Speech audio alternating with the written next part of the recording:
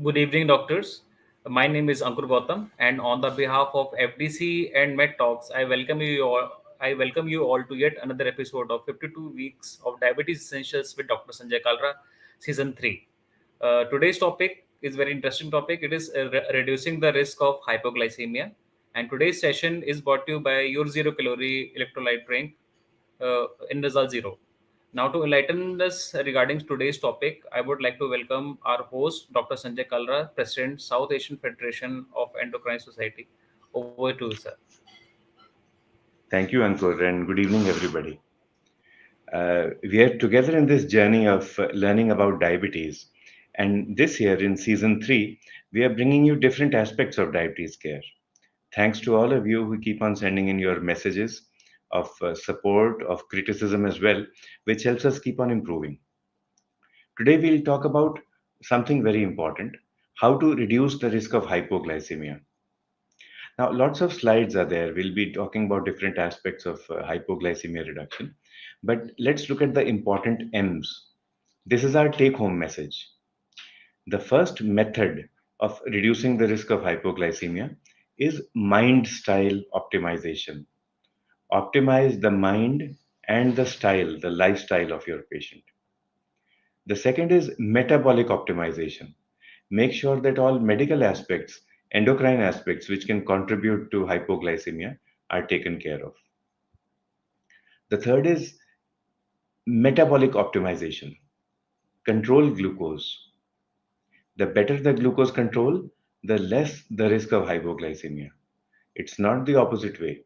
It's not that if you have lots of hyperglycemia, the risk of hypo will be less. In fact, hyper and hypo go together. So the third M is metabolic optimization. And the fourth M would be medication optimization. Choose the optimal medicine for the right patient. So let's remember these four M's before we go into today's talk: mind style optimization, medical optimization, metabolic optimization, and medication optimization. Now it becomes so simple. Hypoglycemia is quite common. As glucose levels go down, various symptoms come into play. These symptoms come in because there are counter regulatory mechanisms that begin working. So, below glucose of 70 milligram percent, you will have mild hypoglycemia. Below 55, you can think of it as moderate, and below 40, severe. But see this slide in front of you. It's there are no uh, thick lines dividing 70, 55, and 40. They are broken lines. The reason is that this 70, 55, and 40 is quite patient dependent, person dependent, and it can vary from time to time. So it is possible that I may have hypoglycemic symptoms at a glucose level of 95, while someone else may have hypoglycemia unawareness and may not be symptomatic even at 50. So that's why these broken lines are there. In general, if the autonomic nervous system is working well, if the autonomic nervous system is working well, adrenergic symptoms come into play below 70. The patient will get a feeling of adrenergic rush, and the patient will understand that there is hypoglycemia. But if there is autonomic neuropathy, then things don't work that way, and there will be hypoglycemia unawareness. So, on one hand, you have patients with pseudo hypoglycemia. That means that their glucose levels are normal, but they come in with symptoms suggestive of hypo. And on the other hand, you have people with actual hypoglycemia who are not complaining. This is not the only situation in medicine where this happens. Look at anemia, for example. Anemia, hemoglobin comes down suddenly from 12 to 8. Patient will become symptomatic. But you can have a patient with chronic anemia going down from 12 to 8 to 4, and the patient will not complain at all. That was because that's because it was chronic anemia, and the patient had got sensitized or acclimatized to the low hemoglobin level. So we are on hypoglycemia. We are seeing the definitions: 70, 55, and 40 for mild, moderate, and severe. But these are not cast in stone. Another definition of major hypoglycemia is when hypoglycemia requires the help of a third person, an extra person, to get resolved. So, if you need help from someone to take a glass of juice, that is major hypoglycemia. However, if you can take that glass of juice yourself, that's minor hypoglycemia. We've already mentioned adrenaline. This is one of the major factors which prevents hypoglycemia. But another factor is glucagon. So the alpha cell and the beta cell, they speak with each other. They're right next to each other, physically as well as functionally. And when glucose levels come down, the alpha cell comes into play. The alpha cell becomes afraid. It begins to feel death may occur. So it begins releasing glucagon. And glucagon acts like a counter regulatory mechanism against insulin. So some symptoms will be adrenergic, others will be because of high glucagon. What are these symptoms? Let's look at them. Now, adrenergic symptoms will include anxiety, shakiness, irritability, hunger, dizziness. The pulse rate will be fast.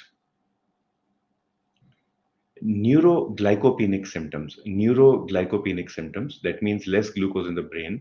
This will lead to fuzziness, dizziness, irritability, loss of thought process, loss of concentration, confusion, and it can go on to coma or seizure as well. High glucagon levels will lead to headache and, in general, a feeling of lack of well being. So, these are how things work when glucose levels go down. Usually, when we speak of hypoglycemia, we speak in terms of diabetes, diabetic hypoglycemia. But hypoglycemia can occur in non diabetic patients as well. Examples would be patient with a pancreatic tumor releasing insulin, insulinoma, patients with autoimmune conditions or organ failure, renal impairment, hepatic impairment. Uh, these are common diseases where hypoglycemia, spontaneous hypoglycemia can occur. Hypopituitary, hypothyroid, hypoadrenal, three endocrine causes. Hypopituitary, hypothyroid, hypoadrenal. Again, these can cause hypoglycemia. Diet, beverages, toxins, alcohol, all these can cause hypoglycemia as well. A few years ago, there was this epidemic of encephalitis in north central India. People thought it was viral, but then actually it was connected to eating of unripe lychee fruit. So this hypoglycemia, this encephalopathy, it presented as encephalopathy or encephalitis. It presented only in young children from the poorest socioeconomic strata. These children did not have enough protein or energy intake, less protein, less carbohydrate. But during the lychee season, they would eat a lot of unripe lychees. And a toxin in the lychee fruit led to hypoglycemia. So the lychee-induced encephalopathy is actually a hypoglycemic encephalopathy. So dietary toxins can also cause hypo. Too much of alcohol can also cause hypoglycemia. Stress is another factor which can lead to hypoglycemia. There is something known as the hypoglycemia aggression hypothesis. This was coined by an anthropologist working in South America. He studied various Indian tribes in South America and he found that one particular tribe was always angry. They were angry towards outsiders, while the neighboring tribes were not. So, what he did, he went and checked glucose in all of them. And he found out that glucose levels were lower in this particular angry tribe. So, he coined the hypoglycemia aggression hypothesis. Now, whether this is true for Indian tribes in South America who do not like outsiders coming into their lands or not, that is a separate matter. But I myself experienced this in the OPD. When I begin my OPD, my glucose levels are higher. I'm the best doctor in the world. But by the time it is 1 or 2 p.m., I think my glucose levels begin to go down. I have glucopenia, neuroglycopenia, and that makes us aggressive. Not only me, but my staff and the patients as well. So you find that most of the fighting, the bickering, the unhappiness in the OPD, that occurs around 1:30 when you're very busy and you're tired at the same time. Hypoglycemia might be a cause. So how do you fix that up? You prevent hypoglycemia. We'll come to that later. And then other factors such as sepsis, starvation, excessive exercise, these can also cause hypo. So some of these you see they operate in people with diabetes, others operate in people without diabetes. Let's move on to discussing specific causes of hypoglycemia so that we can come back to our four M's at the end. Now, whenever you are prescribing a glucose lowering drug, there is a risk of hypoglycemia with each and every drug, even if it is alpha glucosidase inhibitor. But some drugs have a higher risk of hypo. These are insulins, the older sulfonylureas like glibenclamide, and the meglitinides. The common risk factors for hypoglycemia would be patients where we are trying for very strict control, where there may be a mismatch in insulin timing or dosage, or maybe the patient goes on a sudden diet without telling the doctor. Other risk factors would be sedation or maybe a sleep inducing tablet that the patient had taken, history of severe hypoglycemia in the past, history of hypoglycemia unawareness in the past,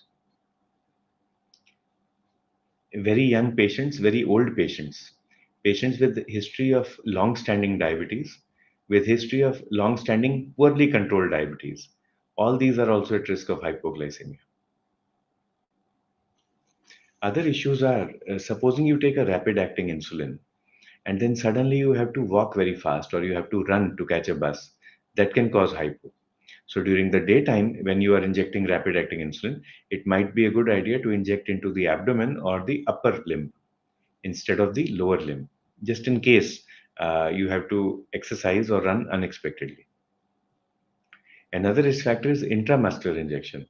So now, when we administer injections like glargine or detamir or degludec, and we say that they are long acting, we are assuming that they've been injected into the subcutaneous tissue. If you inject these insulins inadvertently into the IM space, intramuscular space, they will behave like a rapid acting insulin, and then we can get hypoglycemia.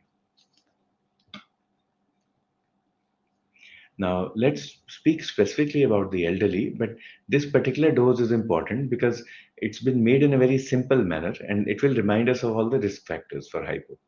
And once we understand this, we can automatically go back to the four M's to see how to minimize hypo. So here you see five buckets or five themes. Under each theme, you have 3 points. So now, lifestyle related risk factors: unexpected, unplanned, unscheduled, unregulated diet, unexpected, unplanned, unscheduled, unregulated physical activity, and excessive alcohol intake. So, diet, exercise, and alcohol, three things related to lifestyle. Three things related to the medication, to the diet, to the drug: wrong dosage. Instead of 2 milligram, we took 4 milligram. Wrong timing of administration. We were supposed to take 5 minutes before meal, the ultra rapid acting analog, and we took it 1 hour before the meal. Wrong technique of administration, intramuscular instead of subcutaneous. So, three lifestyle related issues: diet, exercise, alcohol. Three drug related: dose, timing, technique.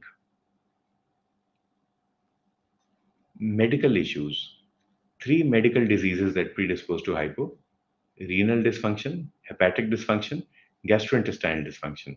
If the GIT does not absorb properly or does not have normal motility, then certainly we'll get in trouble. Three endocrine related: hypopit, hypothyroid, hypoadrenal. And three nervous system related issues: cognitive impairment, autonomic neuropathy, and separately, let's list gastrointestinal neuropathy to make this system complete. 5 into 3, 15 causes. Once we've understood these, then we can go on to treatment. So, how do you manage hypoglycemia? How do you prevent it? Remember those M's. First was mind style or lifestyle optimization.